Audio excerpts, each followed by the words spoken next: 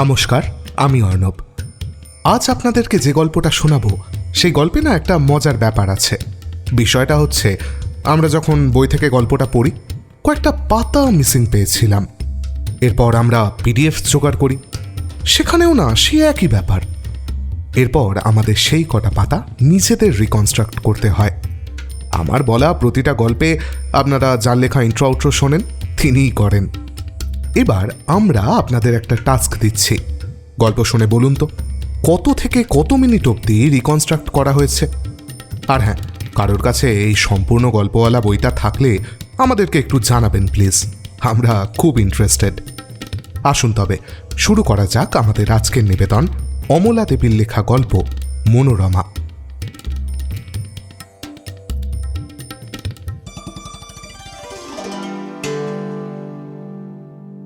পূজার ছুটিতে কলিকাতা যাইতে হইল।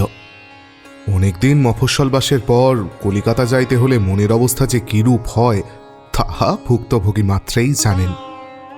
কোথায় যাইব, কোথায় থাকিব, কেমন করিয়া কলিকাতার জন ও যানসংকুল রাস্তায় পকেট ও প্রাণ বাঁচাইয়া চলাফেরা করিব, চলন্ত ট্রাম ও বাস হইতে নামিবার পর একেবারে ভূপৃষ্ঠশায়ী না হইয়া কেমন করিয়া রিচু ও সচল অবস্থায় থাকিতে পারিব ইত্যাদি নানা চিন্তা মনকে অবিরত চোখ রাঙাইয়া থমকাইতে লাগিল। একবার ভাবিলাম, থাক, যাইয়া কাজ নাই। পাড়াগাঁয়ের ছেলে, বছর কয়েক নেহাত পড়াশোনার জন্য কলিকাতায় বাস করিয়া আবার পাড়াগাঁয়ে ফিরিয়া আসিয়াছি এবং একটি ক্ষণভঙ্গুর হাইস্কুলে হেডমাস্টারি লইয়া বনগাঁয়ে শেয়াল রাজা বনিয়াছি। পয়সা নাই, থাক, প্রতিপত্তির অভাব নাই, এবং বছর কয়েক সেক্রেটারি মহাশয়ের সাগরেদি করিয়া ইউনিয়ন বোর্ডের প্রেসিডেন্ট হইতে পারিলে ও হাকিম হুকিমদের সুনজরে পড়িতে পারিলে অদূর ভবিষ্যতে রায় সাহেব খেতাবও দুর্লভ হইবে না। অতএব কি হইবে আমার কলিকাতা যাইয়া? কিন্তু গৃহিণীকে এ কথা কে বুঝাইবে? যেই হোক, আমি তো নহে, কারণ সম্প্রতি তিনি আমার মস্তিষ্কের সুস্থতা সম্বন্ধে সন্দেহ প্রকাশ করিতেছেন।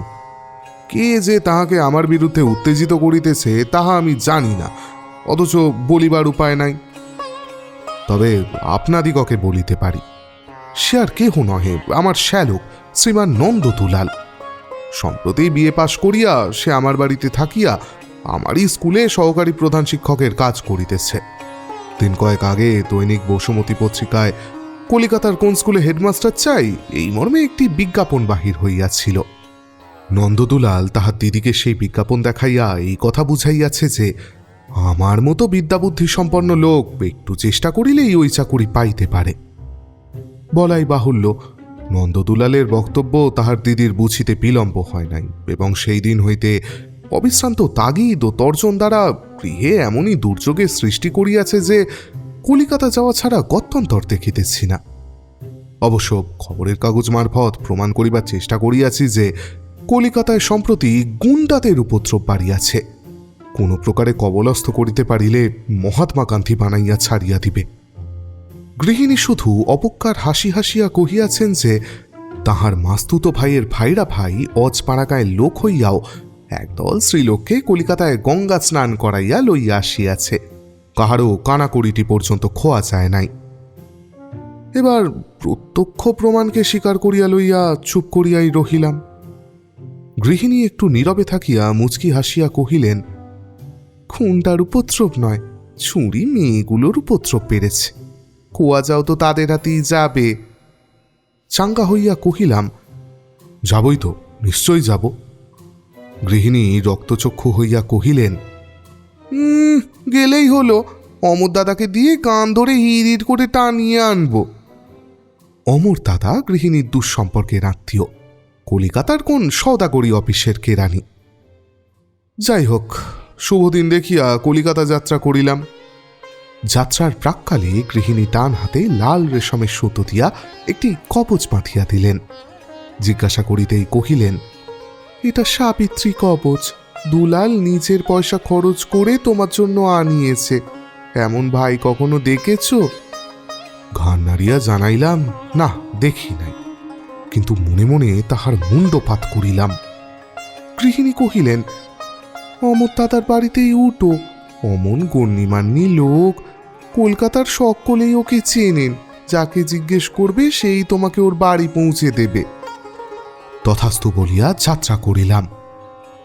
সন্ধ্যার পূর্বে হাওড়া পৌঁছতেই যে প্রশ্ন আজ 10 দিন ধরিয়া আমার মনের আনাচে কানাচে ঘোরাঘুরি করিতেছে তাহাই করুণ কণ্ঠে আবেদন করিল।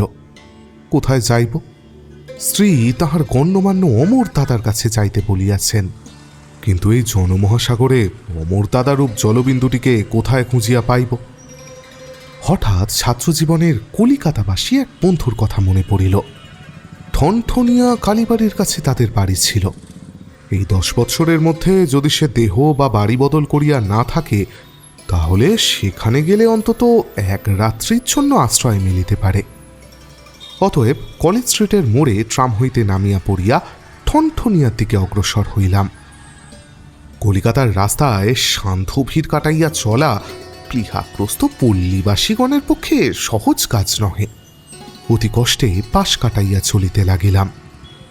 পিপিলিকা শ্রেণীর মতো জনস্রোত অবিশ্রান্ত গতিতে চলিতেছে। কেহ কাহাকেও চেনে না, ডাকিয়া পরিচয়ও করে না।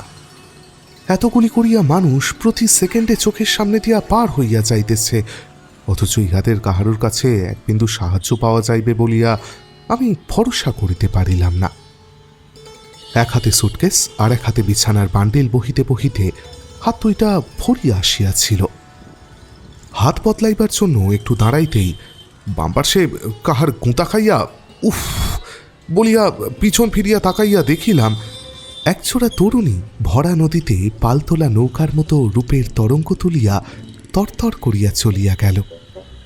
5টার টনটনানি ভুলিয়া ফ্যাল ফ্যাল করিয়া সেই দিকেই তাকাইয়া রহিলাম। ইহাদেরই হাতে গৃহিণী খোয়া যাইতে নিষেধ করিয়াছিলেন, কিন্তু হঠাৎ আর একটা ধাক্কা খাইয়া মুখ ফিরাইয়া দেখি একজন তরুণ, পরিধানে ধুতি, মোগলাই পাজামা ধরনে পরা, গায়ে বড়ুয়া পাঞ্জাবি, মাথায় পশ্চিমা টুপি, পায়ে নাগড়া। দুই চক্ষু আমার চক্ষুদ্বয়ের সমান্তরালে রাখিয়া নাসিকা উঁচাইয়া পূর্ববঙ্গীয় ভাষায় প্রশ্ন করিল, কি দেখছেন? কখনো দেখেন নাই নাকি? তারপর পাখের থাবার মতো দুই হাতে আমার দুই কাঁধ খামচাইয়া ধরিয়া সজোরে বার দুই ঝাঁকানি দিয়া ছাড়িয়া দিল। সমস্ত দিন অনাহার ও উদ্বেগের জন্য এমনি মাথার ভেতরটা ঝিমঝিম করিতেছিল। তাহার উপর এই ঝাঁকুনিতে সমস্ত মগজ গুলাইয়া একাকার হইয়া গেল। টলিয়া পড়িতে পড়িতে একটা ল্যাম্পোস্ট ধরিয়া কোনো মতে সামলাইয়া গেলাম। চোখ খুলিয়া দেখিলাম চারিদিকে কৌতূহলী দর্শকের ভিড় জমিতে শুরু করিয়াছে। অতএব সত্বর যথাসাধ্য দ্রুতপদে স্থান ত্যাগ করিলাম। কিন্তু ক্ষোভ ও দুঃখ সমস্ত মনটায় কাঁটার মতো বিঁধিতে লাগিল। আমি বদনগঞ্জ হাই স্কুলের হেডমাস্টার ও উক্ত ইউনিয়ন বোর্ডের ভাইস প্রেসিডেন্ট। থানার দারোগা পর্যন্ত আমাকে খাতির করে, আর আমাকে কিনা অপমান, এবং ইহাই আবার আমাকে নীরবে সহ্য করিতে হইল। আমাদের বদনগঞ্জ হইলে এই লোকটার কি কিছু বাকি রাখতাম? চৌকিদার দিয়া ঠ্যাঙাইতাম, ট্যাক্সও বাড়াইয়া দিতাম, এক ঘরে করিতাম, এবং স্কুলে ইহার কেহ পড়িলে কিছুতেই প্রমোশন দিতাম না।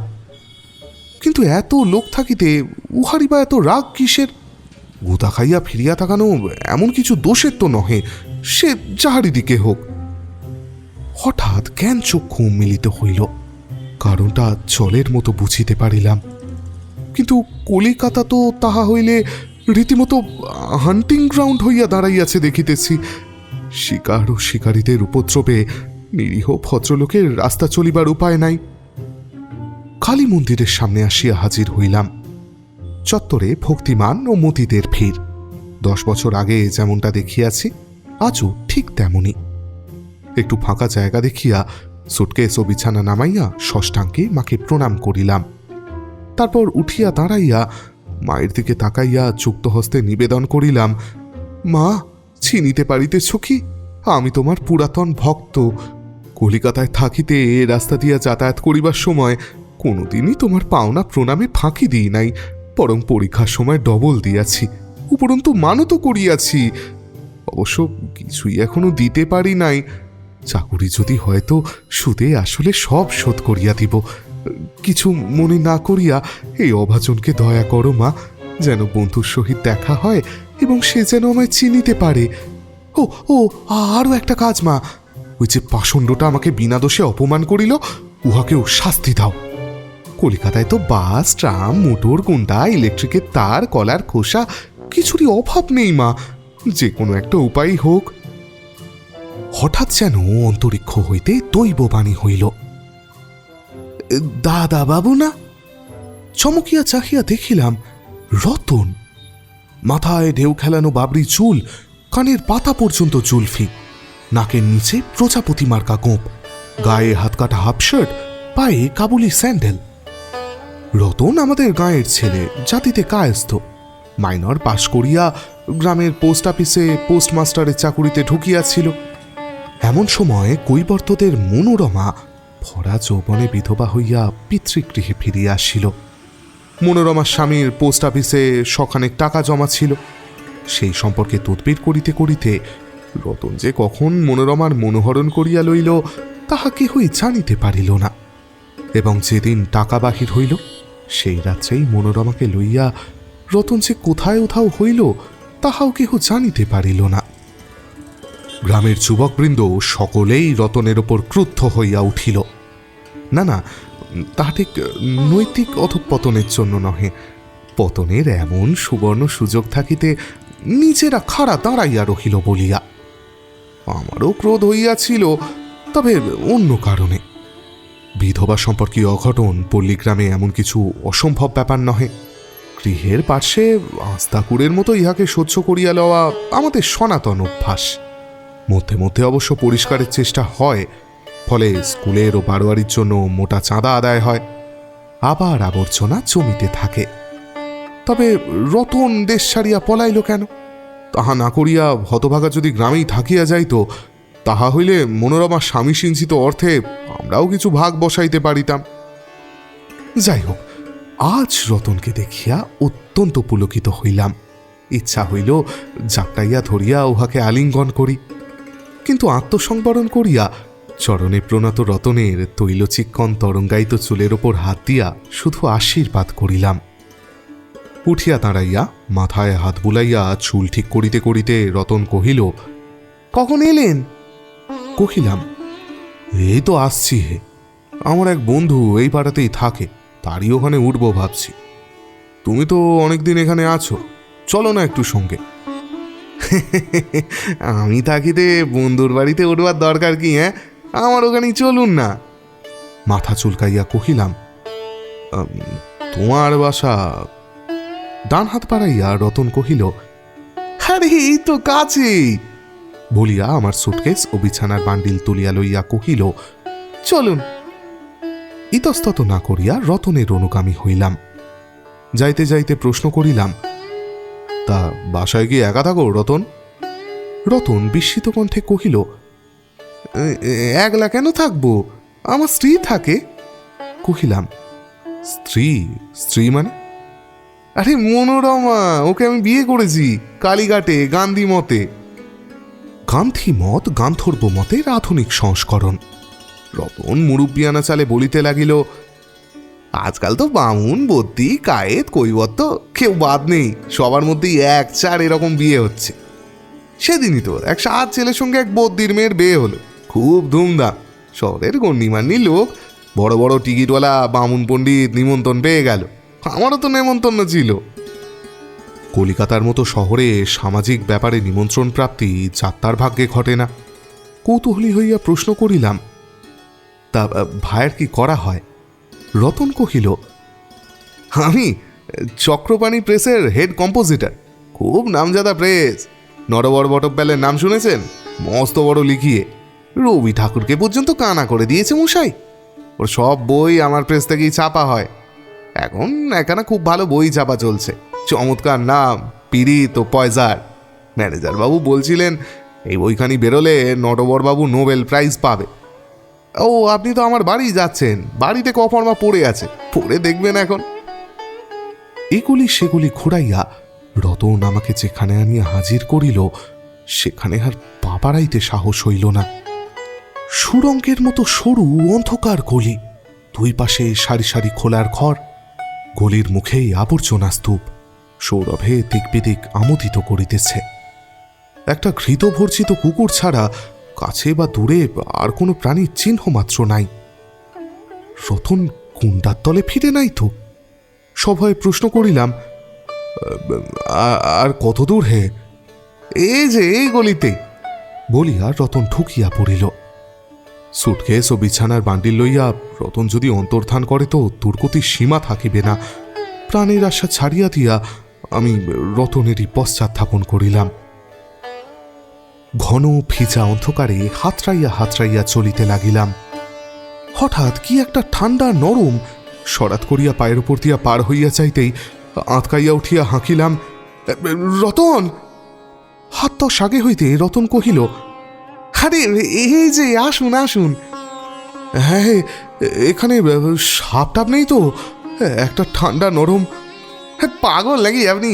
কলকাতা শহরে সাপ কোথায়? ও ইঁদুর, কিচ্ছু ভয় নেই। মনে মনে কহিলাম, ভরসাও নেই ভাই। আস্তিক মুনির নাম স্মরণ করিতে করিতে অগ্রসর হইলাম। একটা ঘরের সামনে আসিয়া রতন দরজায় ধাক্কা দিয়া হাঁকিল, দরজা খোলো, কই গো? কিছুক্ষণ পরে যে দরজা খুলিল সে আমাদের গ্রামের কৈবর্তদের কুলোত্যাগিনী মেয়ে মনোরমা। বাম হাতে কেরোসিনের ডিবরি, ডান হাত দরজার মাথায়, মুখে শঙ্কা ও বিরক্তি। ঝঙ্কার দিয়া কহিল, এতক্ষণ ছিলে কোথায়? তারপর আমাকে দেখিয়া ঘোমটা টানিতেই রতন আমার পরিচয় দিল। আরে ওকে দেখে লজ্জা করতে হবে না, উনি আমাদের গাঁয়ের দাদাবাবু, ওই যে এমএ পাস। মনোরমা আরও ঘোমটা টানিয়া দিয়া রাইট অ্যাবাউট টার্ন করিয়া দ্রুতপদে ঘরে ঢুকিয়া পড়িল। রতনের পিছন পিছনই উঠানে আসিয়া দাঁড়াইলাম। নিহাতি ছোট এক ফালি উঠান, সামনে ও পাশে দুইটা ছোট কুটুরি এবং তাহাদের কোলে সরু বারান্দা। বারান্দার এক প্রান্তে চট আড়াল দিয়া রান্নাঘরের ব্যবস্থা করা হইয়াছে। রতন একটা মাদুর পাতিয়া দিতেই হাত পা ছড়াইয়া বসিয়া সারাদিনের ক্লান্তির পর সত্যই আমি আরাম পাইলাম। রতন পাশের কুঠুরিতে ঢুকিয়া মনোরমার সহিত ফিসফিস করিয়া কথাবার্তা কহিতে লাগিল। কিছুক্ষণ পরে বারান্দায় মনোরমার আবির্ভাব ঘটিল। পশ্চাতে রতন, তাহার হাতে একটা লণ্ঠন। পাত্রী দেখানোর সময় পাত্রপক্ষীয় লোকদের সামনে প্রিয়া সংকুচিতা মেয়েটি যেমন করিয়া হাঁটে ঠিক তেমনই ভাবে মনোরমা আমার কাছে আসিল এবং রতন সঙ্গে থাকিয়া তালিম দিতে লাগিল। লজ্জা কিসের? আরে নিজেরই তো গাঁয়ের লোক, আমার চেয়েও তোমার বেশি আপনার। তোমার বাবার সঙ্গে ওদের কত আত্মীয়তা। মনোরমা ভূমিষ্ঠ হইয়া প্রণাম করিয়া আমার পায়ের ধুলা লইল। তারপর উঠিয়া অদূরে নতমস্তকে দাঁড়াইয়া থাকিয়া এক হাত দিয়া আর এক হাতে নখ খুঁটিতে লাগিল। রতন লণ্ঠনটা আমার সামনে নামাইয়া রাখিয়া কহিল, শোনো, দাদাবাবুর হাত পা ধোয়ার ব্যবস্থা করে দিও, আমি একটু আসছি বলিয়া দ্রুতপদে বাহির হইয়া গেল। মনোরমাকে আগে কোনোদিন ভালো করিয়া দেখি নাই। পাড়াগাঁয়ের দুই চারিজন সুশ্রী মেয়ের মতো সেও জন কয়েক উৎসাহী যুবক ছাড়া আর কাহারও কৌতূহল উদ্রেক করে নাই।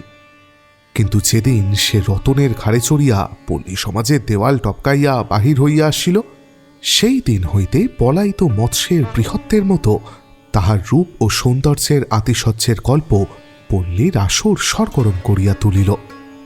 তাহার উপর আমাদের এক ঠাকুরদা কলিকাতা আসিয়া সচক্ষে মনোরমার নবলব্ধ প্রণয়ী ও তাহার ঐশ্বর্যের বহর দেখিয়া ফিরিয়া গিয়া এমনই চমকপ্রদ বর্ণনা করিতে লাগিলেন যে নিয়ম নিষ্ঠা বিধবাদের, এমনকি পতিপ্রাণা সধবাদেরও অনুশোচনার সঞ্চার হইতে লাগিল।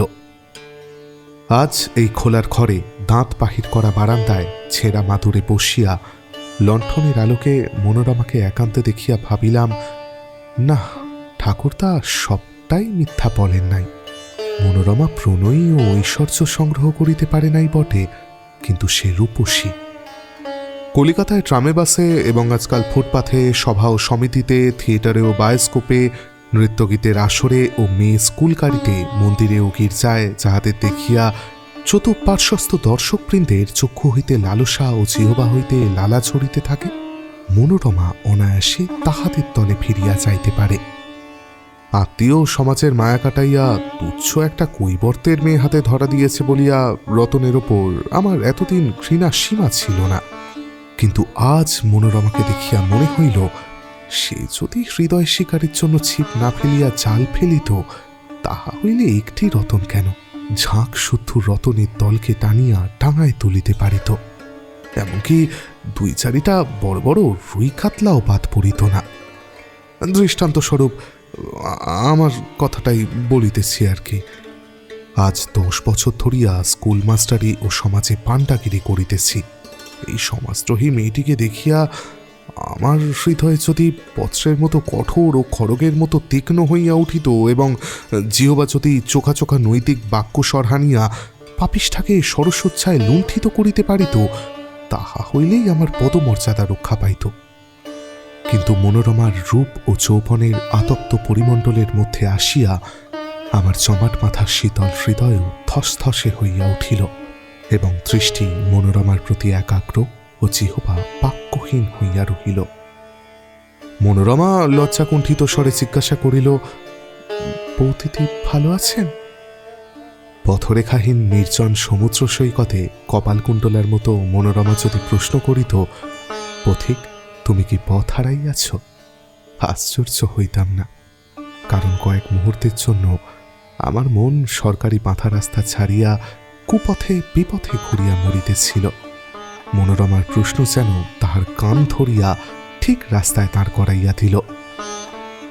যেমন তেমন করিয়া জবাব দিলাম, হ্যাঁ হ্যাঁ ভালো আছে। আচ্ছা, রতন কোথায় গেল? আপনার জন্য খাবার আনতে গেল। আপনি হাত মুখ ধুয়ে ফেলুন, এক্ষুনি এলো বলে। বাজার থেকে আবার খাবার আনা কেন? বাড়িতেই যদি কিছু। কথা শেষ হইতে না হইতেই মনোরমা বিস্মিত কণ্ঠে বলিয়া উঠিল, আমার হাতে আপনি খাবেন? কহিলাম, হোমা খাবো না কেন, দোষ কিসের? তুমি মানে রতন মানে তোমরা তো। এমন সময় এক হাতে খাবারের ঠোঁয়া ও আর এক হাতে দই কিংবা রাবড়ির ভান লইয়া রতন হাজির হইল। আমাকে তদাবস্থ দেখিয়া কহিল, একি হাত মুখ ধরনি এখনো? বোধ করি মুচকি হাসিয়া কহিল, গল্প করবার অনেক সময় পাবেন, খেয়ে নিন এখন। আমি একটু অপ্রতিভ হইয়া কহিলাম, হ্যাঁ এই যাচ্ছি, কিন্তু বাজার থেকে আবার খাবার আনতে গেলে কেন? বাড়িতে কিছু ব্যবস্থা করে দিলেই তো। খাবারগুলো নামাইয়া রাখিতে রাখিতে রতন বলিল, বলেন তো কাল থেকে সেই ব্যবস্থাই হবে। আহার সারিয়া উঠিতেই রতন কহিল, ওই সামনের ঘরটা দেখছেন, ওখানেই আপনার শোবার ব্যবস্থা হয়েছে, যান আপনি শুয়ে পড়ুন গে। রতনের আত্মীয়তায় ও আতিথ্যে সত্যই মুগ্ধ হইলাম। স্নেহ ও কৃতজ্ঞতায় হৃদয় রসস্থ হইয়া উঠিতে লাগিল। মনে মনে তাহার প্রশংসা করিতে করিতে শয়নকক্ষের দিকে অগ্রসর হইলাম। কিন্তু কক্ষে ঢুকিতেই হৃদয়ের সমস্ত রস শুকাইয়া একেবারে দানা বাঁধিবার উপক্রম হইল। নেহাত ছোট্ট একটা কুঠুরি, জানালার নাম পর্যন্ত নাই। ভাঙা বাক্স প্যাটরা, হাঁড়িকুড়ি, ছেঁড়া কাগজ ও কাপড়, ইঁট ও কাঠের টুকরা, শিশি বোতল, মায়ের পুরাতন জুতা ও ছেঁড়া মাদুর, বিস্কুট ও বার্লির কোলা, টিন ইত্যাদি নানা প্রকারের জঞ্জাল ও আবর্জনায় ঘরটি ঠাসাই হইয়া আছে। তাহারই মাঝে একটুখানি স্থান করিয়া সেই স্যাঁতস্যাঁতে ভিজা মেঝের উপর মনোরমা আমার শতরঞ্জি ও পাতলা তোষকটি পাতিয়া দিয়াছে। উপরের দিকে তাকাইয়া দেখিলাম চালে পুরু হইয়া ঝুল জমিয়াছে এবং মালার মতো ঝুলিতেছে। সেখানে বিছা তো আছেই, সাপ থাকাটাও বিচিত্র কিছু নয়। এদিকে আলো দেখিয়া ভাঙা বাক্স প্যাটরা ও হাড়িকুড়িগুলাতে ছুঁচা ও আরশোলার দল ছুটাছুটি আরম্ভ করিয়া দিল এবং মাথার উপরে 2টা চামচিকা বোবো করিয়া খুঁড়িতে আরম্ভ করিল। আচ্ছা, চামচিকা কি কামড়ায়? সভয়ে বাহির হইয়া আসিলাম। রতন তাহার ঘরের সামনেই দাঁড়াইয়াছিল। কি হলো বলিলাম। আরে দেখো না, ঘরের মধ্যে 2টো চামচিকে। রতন সাহস দিয়া কহিল, আরে না না, ওরা কামড়ায় না, তাছাড়া দরজা খোলা পেলেই বেরিয়ে যাবে এখন। ও, চামচিকা 2টি তবে রতনের পোষা, কিন্তু আমাকে বিশেষ খাতির করিবে কি? তবুও রতনের কথা রাখিয়া, ও তাই নাকি, আচ্ছা বলিয়া ঘরে ঢুকিতেই চামচিকা দম্পতি মাথার উপর দিয়া সরাত করিয়া বাহির হইয়া গেল। নিশ্চিত হইয়া দরজা বন্ধ করিতে গিয়া দেখিলাম খিল নাই, তবে সমস্ত রাত্রি এই অরক্ষিত ঘরে বেওয়ারিশ মালের মতো রাত কাটাইতে হইবে নাকি? এদিকে শুনিতে পাইলাম রতন তাহার দরজায় খিল লাগাইয়া শুইতে গেল। এতক্ষণ যে রতনকে মনে মনে ধন্যবাদ দিতেছিলাম, তাকেই মনে মনে তিরস্কার করিতে লাগিলাম। বেশ লোক তো, নিজে খিলাটিয়া মজা করিয়া ঘুমাইতে গেল, আর আমি দরজায় ঠেস দিয়া সমস্ত রাত্রে ঝিমাইতে ঝিমাইতে এই ভাঙা জিনিসগুলি পাহারা দিব নাকি? এর চেয়ে ফুটপাতি তো ভালো ছিল, চোর ও গুন্ডার হাতে পড়িয়া মার খাইতে হইত না। একবার ভাবিলাম গোটা তো এই ভাঙা বাক্স আনিয়া দরজার গায়ে ঠেসাইয়া দিই, কিন্তু যাহারা উহাদের ওপর কায়েমি হইয়া বসবাস করিতেছে, তাহারা যদি সদল বলে আক্রমণ করে, তাহলে উহারা তো এমনিই যথেষ্ট লম্ফজম্ফ আরম্ভ করিয়া দিয়াছে। না, উহাদিগকে আর ঘাঁটাইয়া কাজ নাই। অতএব খাঞ্চার ইট চাপা দিয়া দরজাটা একটু কায়দা করিয়া লইয়া বিছানায় আসিয়া বসিয়া মা কালীকে ভক্তি ভরে স্মরণ করিয়া আর একবার প্রার্থনা করিলাম, মা, তুমি সর্বত্র বিরাজ করিতেছ, শুধু ঠনঠনিয়া কালী মন্দিরে তো নয়, এই সাপ পিছা আরশোলা সংকুল ফ্যাপসা গন্ধওয়ালা ঘরেও। অতএব দয়া করিয়া এই অধম সন্তানের ওপর একটু দৃষ্টি রাখিও মা, যেন সাপ পিছা কিংবা ইঁদুরে না কামড়ায়, আর চোরে গলাটি টিপিয়া না মারে।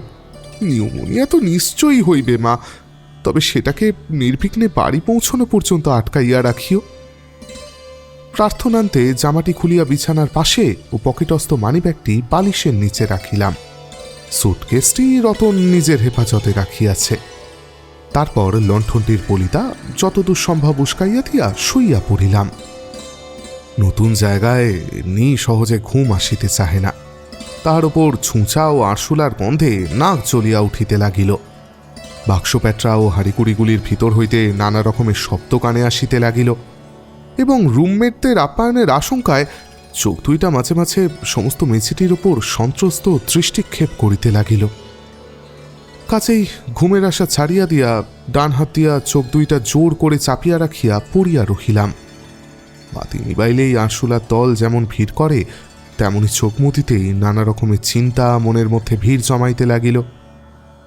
তারপর একে একে সকলকে সরাইয়া দিয়া কেবল মনোরমার চিন্তা সারা মনটা জড়িয়া রহিল। মনোরমা হিন্দু ঘরের বিধবা, বয়স তাহার যত কমই হোক, সমাজের বিধান মতে সকল শয্যা ও আভরণ বিসর্জন দিয়া সমস্ত আশা আকাঙ্ক্ষা স্বাদ ও আহ্লাদকে পিষিয়া মারিয়া তাহাকে সন্ন্যাসিনী সাজিতে হইবে। সংসারে কাহারের ওপর তাহার কোনো দাবি থাকিবে না, কিছুতেই কোনো অধিকার থাকিবে না।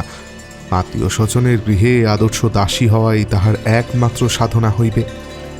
বর্ষণহীন বর্ষার মতো যে স্বামী তাহার জীবনে ফসল না ফলাইয়া চলিয়া গিয়াছে, তাহারই স্মৃতির জেদ টানিয়া অকর্ষিত ভূমির মতো সারা জীবন তাহাকে নিষ্ফলা পড়িয়া থাকিতে হইবে। মনোরমা কিন্তু সমাজের এই বিধানকে শিরোধার্য করে নাই। সে আবার স্বামী সংগ্রহ করিয়াছে, আবার ঘর বাঁধিয়াছে, আবার নিজের দেহকে শয্যা ও আভরণে সজ্জিত করিয়াছে, এবং নারী জীবনের শ্রেষ্ঠ সার্থকতার জন্য আবার আয়োজন শুরু করিয়াছে। সমাজ ও ধর্মের দিক থেকে মনোরমার অপরাধের সীমা নাই, এবং পরলোকে তাহার শাস্তিরও হয়তো সীমা থাকিবে না, কিন্তু স্বীকার না করিয়া উপায় নাই যে ইহলোকে অপমৃত্যুর হাত হইতে মনোরমা বাঁচিয়া গিয়াছে। মনোরমার কৈবর্তনন্দন স্বামীর কথা মনে করিয়া দুঃখ হইল। হতভাগা শুধু পৃথিবী হইতেই খসিয়া পড়ে নাই, মনোরমার মন হইতেও নিঃশেষে মুছিয়া গিয়াছে। নিত্য অপরাহ্নে মনোরমা যখন উঠানে মাদুর পাতিয়া বসিয়া সস্তা দামের কাঠের ফ্রেমে বাঁধানো আয়নাটি সামনে রাখিয়া তাহার মেঘের মতো চুলে কবরী রচনা করে, সীমন্তে সিঁদুর দেয়, রঙিন গামছা দিয়া মুখটি মুছিয়া কপালে টিপ পড়ে, তখন কাহার কথা মনে পড়িয়া তাহার চোখে কৌতুক ও ঠোঁটে হাসি ফুটিয়া ওঠে। সন্ধ্যায় কাত হইয়া লাল পেরে টুরের শাড়িখানি পরিয়া কাহার মঙ্গল কামনায় দেওয়ালে টাঙানো দেবদেবীর পটের নিচে মাথা ঠেকাইয়া সে প্রণাম করে। জারুল কাঠের তক্তাপোষের উপর নিজেদের মলিন শয্যাটি পাতিবার সময় কাহার স্পর্শ স্মৃতি কাঁচা আমের অম্ল স্মৃতির মতো তাহার সারা দেহে রোমাঞ্চ আনে। সে ব্যক্তি তাহার সামাজিক স্বামী কৈবর্তনন্দন নহে, অসামাজিক প্রণয়ী রতন। এমনি করিয়া চিন্তা করিতে করিতে একটা সময় ঘুমিয়া পড়িয়া স্বপ্নলোকে উত্তীর্ণ হইলাম। দেখিলাম আমাদের নন্দদুলাল মহিষ হইয়া আমার সবজি বাগানে ঢুকিয়া আমার বড় স্বাদের বেগুন চারাগুলি সাবার করিতেছে। তাহার দিদি তাহাকে তিরস্কার করা তো দূরে থাক, উল্টা তাহার লেজে হাত বুলাইয়া তাহাকে আদর করিতেছে। রাখিয়া ধমকাইতেই নন্দদুলাল দুই শিং বাগাইয়া আমাকে তাড়া করিল। আমি প্রাণ ভয়ে মাঠ ঘাট বন বাদার ভাঙিয়া ছুটিতে লাগিলাম। হঠাৎ একটা গোয়াল ঘরের আগর খুলিয়া ঢুকিয়া দেখিলাম রতন আর মনোরমা। রতনের বড় বড় গোঁপদাড়ি, মাথায় টাক। মনোরমা তাহার টাকে হাত বুলাইতেছে। আমাকে দেখিয়া রতন হিহি করিয়া হাসিতে হাসিতে দুই গোঁপ সুরের মতো বাড়াইয়া আমার গলা ধরিয়া টানিয়া কাছে বসাইয়া আমাকে কাতুকুতু দিতে লাগিল। চিৎকার করিয়া তাহাকে ঠেলিয়া দিতেই সে উল্টাইয়া পড়িয়া চ্যাপ্টা হইয়া গেল। তারপর চামচিকা হইয়া মাথার উপর ঘুরিতে ঘুরিতে আগরের ফাঁক দিয়া বাহির হইয়া গেল। পাছে মনোরমাও চামচিকা হইয়া পলাইয়া যায়। এই ভয়ে তাহার হাত চাপিয়া ধরিতেই সে চিৎকার করিয়া উঠিল, দাদা বাবু! ঘুম ভাঙিয়া গেল। দেখিলাম ভোর হইয়া গিয়াছে এবং পাশে বসিয়া মনোরমা ডাকিতেছে, দাদা বাবু! ফেল ফেল করিয়া তাকাইয়া রহিলাম। মনোরমা কাঁদো কাঁদো মুখে কহিল, ও পালিয়ে গেছে। হ্যাঁ, এখনো স্বপ্ন দেখিতেছি নাকি? রতন তাহা হইলে সত্য সত্যই চামচিকা হইয়া উড়িয়া গিয়াছে। কহিলাম, যাকে ও আসবে এখন। মনোরমা আর্তকণ্ঠে কাঁদিয়া উঠিয়া কহিল, আসবে না দাদা বাবু, নিজের সমস্ত জিনিসপত্র সব নিয়ে পালিয়েছে। স্বপ্ন কুহেলিকা বাষ্প হইয়া উপিয়া গেল। উঠিয়া বসিয়া চোখ হইতে ঘুমের আমেজ মুছিতে মুছিতে কহিলাম, কি করে জানলে? মনোরমা চোখ মুছিতে মুছিতে ধরা গলায় কহিল, সকালে উঠে দেখি ঘরের দরজা খোলা, পেরিয়ে দেখি বাইরের দরজাও খোলা, ফিরে এসে দেখি ওর কাপড় জামা জুতা কিচ্ছু নাই। উঠিয়া বাহিরে আসিয়া মনোরমা শোবার ঘরে ঢুকিলাম। ঘরটি ছোট কিন্তু পরিষ্কার পরিচ্ছন্ন। সামনে দেওয়াল ঘেঁষিয়া একটা তক্তপোষ, তাহার উপরে মনোরমাদের বিছানাটা এখনো পাতা রহিয়াছে। পাশের দেওয়ালে আঁটা একটা কাঠের আলনায় মনোরমার খান্দুই শাড়ি, একটা সেমিজ আর একটা ব্লাউজ রহিয়াছে। নিচে মেঝের ওপর কয়েকটি টিনের ছোট বড় প্যাঁটরা থাক করিয়া সাজানো, আর এক পাশের সমস্ত দেওয়ালটা নূতন পুরাতন নানা রকমের ক্যালেন্ডার এবং দেবদেবীর সস্তা পটে ঢাকা। এক কোণে একটি মাটির কলসি, তাহারই পাশে একটা কাঠের চৌকির ওপর খানকত কাঁসার বাটি ও গেলাস। চারিদিকে তাকাইয়া কহিলাম, সবই তো ঠিকই রয়েছে বলে মনে হচ্ছে। মনোরমা ঘাড় নাড়িয়া কহিল, না, নিয়ে গেছে, আমি দেখেছি। তারপর একটা প্যাঁটরা ডালা তুলিয়া ধরিয়া কহিল, দেখুন, চাবি দেওয়া নেই। প্রশ্ন করিলাম, চাবি কার কাছে ছিল? ওর কাছেই। রতন তাহলে প্যাঁটরাটা লইয়া গেল না কেন? হঠাৎ মনে পড়িল, আমার সুটকেসটি কাল রতন নিজেদের ঘরে তুলিয়া রাখিয়াছিল। কই, সেটা তো দেখিতেছি না। ত্রস্ত কণ্ঠে কহিলাম, আমার সুটকেসটা কোথায়? মনোরমা হাঁ করিয়া তাকাইয়া রহিল। সে সুটকেস বুঝে না। বুঝাইয়া বলিলাম, আরে ওই চামড়ার বাক্সটা। মনোরমা লজ্জাকুণ্ঠিত স্বরে কহিল, সেটাও নিয়ে গেছে তাহলে। চিৎকার করিয়া কহিলাম, বলো কি? আমার যে সব তাতে আছে, কাপড় চোপড়, টাকা কড়ি, কাগজপত্তর। আহা! মনোরমা নত মুখে বাম পায়ের বুড়া আঙুল দিয়া মাটি খুঁটিতে লাগিল। প্যাঁটরা চাবি খুলেছে, আমার সুটকেসের চাবি ভেঙেছে, তাতেও তোমার ঘুম ভাঙেনি? তুমি কি কুম্ভকর্ণ নাকি? মনোরমা ফিক করিয়া হাসিয়া আমার দিকে একবার তাকাইয়া মুখ নামাইল। মেয়েটা হাসিতেছে। সর্বস্ব হারাইয়া পথে দাঁড়াইয়া কাহার মুখে হাসি আসে বলিয়া তো শুনি নাই। নিশ্চয়ই মেয়েটার সঙ্গে যোগসাজস করিয়া রতন আমার মাথায় কাঁঠাল ভাঙিয়া পলাইয়াছে। তারপর আমি সরিয়া গেলে আবার আসিয়া জুটিবে। উকিলের জেরা করার ভঙ্গিতে প্রশ্ন করিলাম, রতন কোথায় গেছে তুমি সত্যিই জানো না?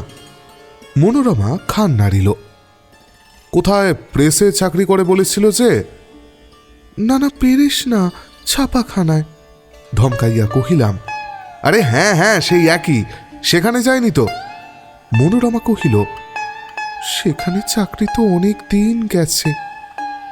মনোরমার ধৃত হরিণ শাবকের মতো অসহায় শঙ্কাকুল দৃষ্টি বুকে আসিয়া খচ করিয়া বিঁধিল। সামলাইয়া লইয়া অপেক্ষাকৃত কোমল স্বরে বলিলাম, কি করে তাহলে এখন? কিছুই করে না। তবে চলে কি করে? মনোরমা অশ্রুরুদ্ধ কণ্ঠে বলিতে লাগিল, চলে অনেক কষ্টে। আমার টাকা কড়ি গয়নাগাটি যা ছিল সব গেছে। হাতে যে চুড়ি দেখছেন এ তো পিতলের, তাতেও দোকানে অনেক ধার। তাগাদার ভয়ে দিনের বেলা বাড়ি থেকে বেরোয় না। বাড়ি ভাড়াও 2 মাসের বাকি। বাড়িওয়ালার মেয়েকেও পড়ায় কিনা সেই জন্যই এখনো ওঠায়নি। তবে বেশি দিন আর রাখবে না বলেছে। পাশের ঘরে যারা থাকতো তাদের সব কেড়ে কুড়ে নিয়ে এই তো সেদিনই তাড়িয়ে দিয়েছে। আমাদের গ্রামের ছেলেরা একবার যাত্রার দল করিয়া রাবণবধ পালা গাহিয়াছিল। সীতাহরণ, জটায়ুবধ, ভোঁতা তরবারি, কঞ্চিত ধনুক ও পাকাটির তীর সহযোগে ঘোরতর যুদ্ধ, লম্ফচম্ফ, আস্ফালন ইত্যাদি করিয়া বধ হইবার সময় রাবণ গা ঢাকা দিল। দর্শকবৃন্দ রাবণবধ না দেখিয়া উঠিতে চাহিল না। তখন বাধ্য হইয়াই আরেকজন নিরীহ লোককে ধরিয়া আনিয়া রাবণ সাজাইয়া বধ করিয়া পালা সাঙ্গ করিতে হইল। পরিস্থিতি অনেকটা সেই রকমই দাঁড়াইয়াছে নাকি?